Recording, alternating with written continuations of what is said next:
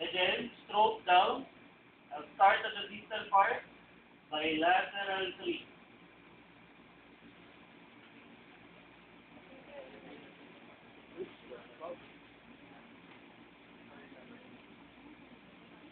Another variation of lower thrust, middle thrust, upper thrust. Now, here, you apply nothing on the erector spinae muscle. And then down. There is a contact on the patient's skin. You apply pressure over the erector spinae because you want the muscles to relax. Knuckling is not done like this.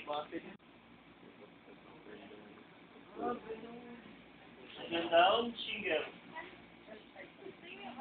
We usually apply it on one side followed by the neck.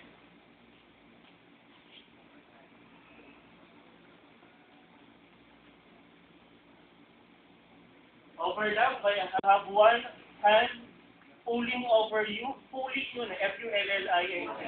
One hand pulling and the other hand pushing. One hand pulling, the other hand pushing. One hand pulling, the other hand pushing. Touch over the erector spinae mass. Particular application on the muscle mass. Used to relax the muscle. We call this kneading. Kneading is one variation for your petrifex. You know his left erector spinae is more toned than his right erector spinae muscle. So during the application of massage, you should be able to feel for differences in tone.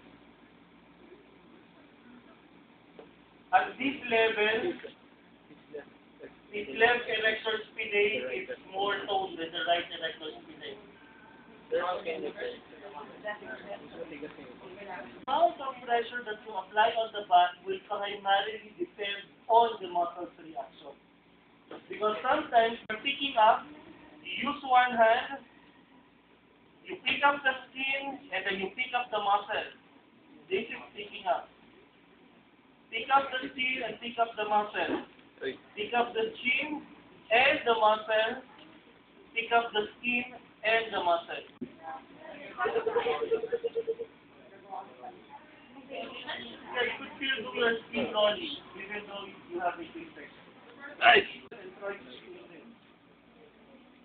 We call it ringing. Pick the muscle and then squeeze it. Pick the muscle and then squeeze it. That's ringing. Tapoma. Percussive technique or tapoma. This is hacking.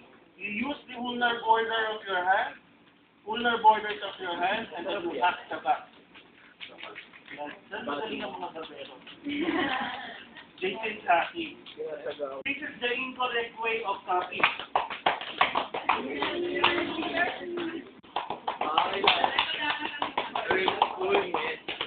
And you tap over the area, you tap the area where the lobes are, where the lobes of your lungs are. We use cupping in order to loosen the secretions inside the lung.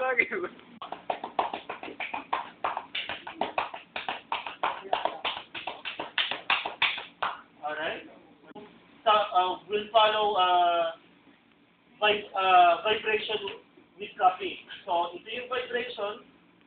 You apply it over the lobe, and then make sure that your shoulders are on top of the segment that you need to vibrate. And then your elbows are slightly flexed.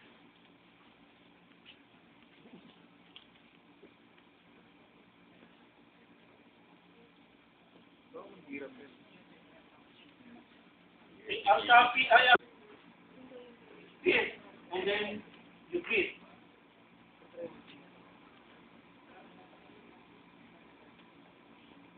Okay?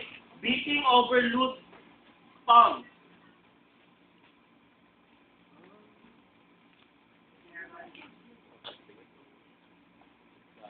Okay? And then beating using loose fist. You flex fingers and then you try to beat. Alright? So this is beating using loose fist. This is beating or pounding. And this is beating over the palm.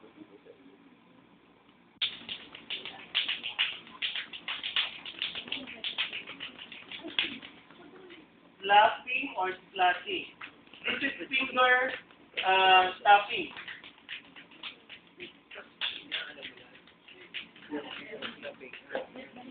Finger tapping. Pag fingers. Pag slashing, you use the whole palm. This is tapping. This is but we usually apply the raindrops on the face, on small muscles, not on big muscles. But this is raindrops. Alright? What is shaking? Beating with loose fist. Pounding. Beating with loose fist. Raindrops. Laughing with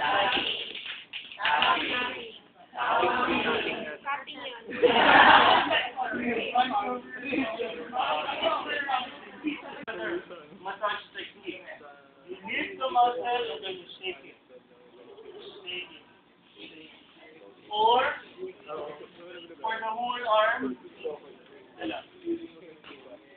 place it at the edges and then you shake it. Shake it. Shake it. Just use to relax the muscle. I-pinch ka lang ng muscle sa skin as you go up. No, rolling is like this. Saka yung skin rolling, you're just picking the skin. Remove the scapula. Okay? Tapos, titignan namin kung meron siyang nodule.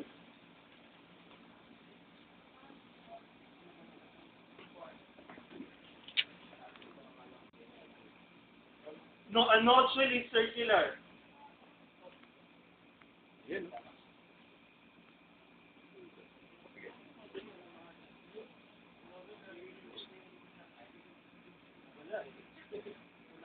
Wala akong space. 2 minutes na yan.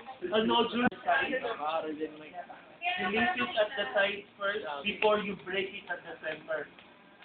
You make it more mobile first. Pagalawin niya. A nodule is circular.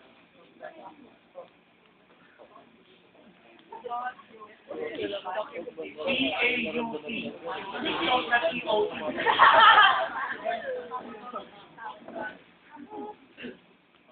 Alisin sa likod nito. Watch it, Otman.